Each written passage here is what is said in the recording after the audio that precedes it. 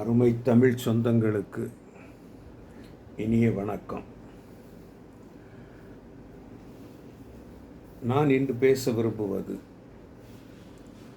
வீட்டுச் சாவியை யாரிடம் ஒப்படைத்து இருக்கிறோம்.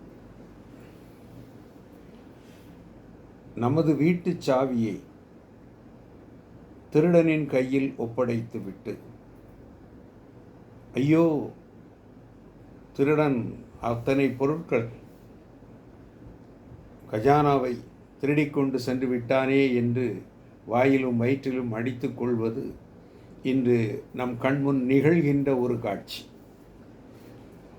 1967 சரியாக சொல்வதாக இருந்தால் 1969 கருணாநிதி முதலமைச்சர் ஆன பின்பு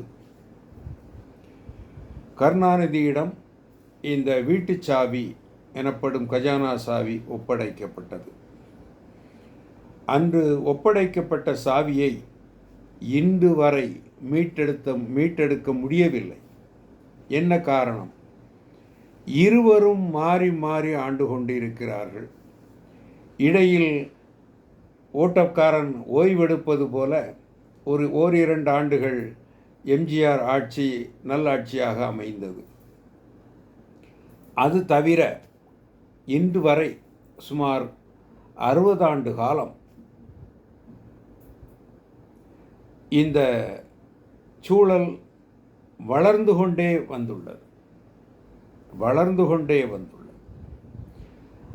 திமுகவும் சரி அதிமுகவும் சரி யாரும் சற்றும் சளைத்தவர் அல்ல என்று சொல்லக்கூடிய அளவில் இருவரும் மாறி மாறி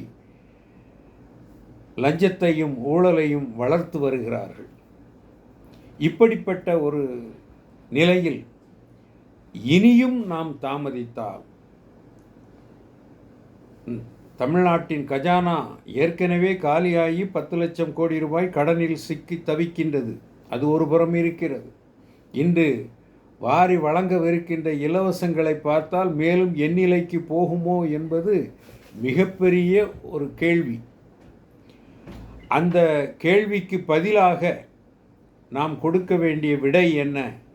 இந்த இரண்டு ஆட்சிகளும், இரண்டு கழகங்களும், திமுக மற்றும் அதிமுக, இரண்டு கழகங்களும் வேறறுக்கப்பட வேண்டும். அதற்கு துணை போகும் பாரதிய ஜனதா கட்சியும் சற்றும் சளைத்ததல்ல. அவர்கள் ஆல் இந்திய லெவலில், அகில இந்திய லெவலில் கொள்ளையடிப்பவர்கள். இவர்கள் மாநில அளவில் கொள்ளையடிப்பவர்கள்.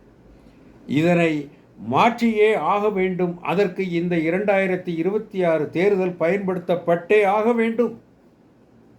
எனது அருமை தமிழ் சொந்தங்களே, சற்று சிந்தியுங்கள். நமக்கு கிடைத்திருக்கிற ஒரு வாய்ப்பு.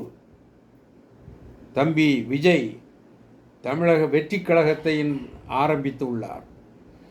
இது நமக்கு கிடைத்த ஒரு வாய்ப்பு என்பதை மறந்து விடாதீர்கள். சற்று சிந்தித்து பாருங்கள்.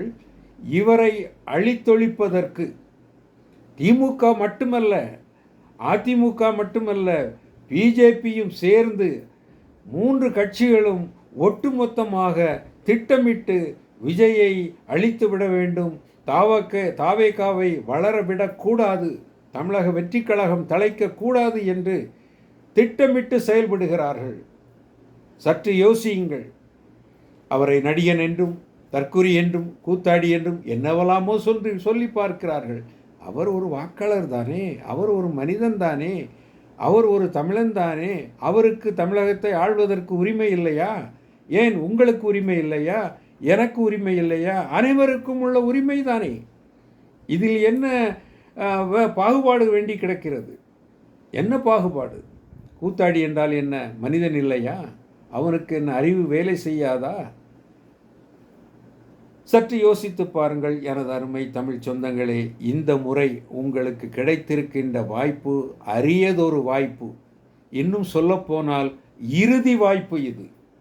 இந்த முறை நீங்கள் ஜனநாயகத்தை காப்பாற்றுவதற்கு தவறவிட்டால் மீண்டும் ஒரு முறை ஜனநாயக பாதை திரும்புமா என்றால் அது $1 மில்லியன் கேள்விக்குறி என்று சொல்லுவேன். எனவே இந்த முறை முழுக்க நீங்கள் தம்பி விஜயை ஆதரித்து கூட்டணியை பற்றி கவலைப்படவே வேண்டாம். கூட்டணி வந்தால் வரட்டும், வராவிட்டால் போகட்டும், அதை பற்றி கவலை இல்லை. தமிழக வெற்றி கழகம் ஆட்சி கட்டிலில் ஏற வேண்டும். அது ஆட்சி கட்டிலில் ஏறினால்தான் இந்த எழுதப்படாத சட்டமாக இருக்கிற லஞ்சமும் ஊழலும் களைய முடியும் என்பதை உங்களிடம் தெரிவித்து கொண்டு மீண்டும் உங்கள் சிந்தனைக்கு அதனை விதையாக இட்டு விடைபெறுகிறேன். நன்றி, வணக்கம்.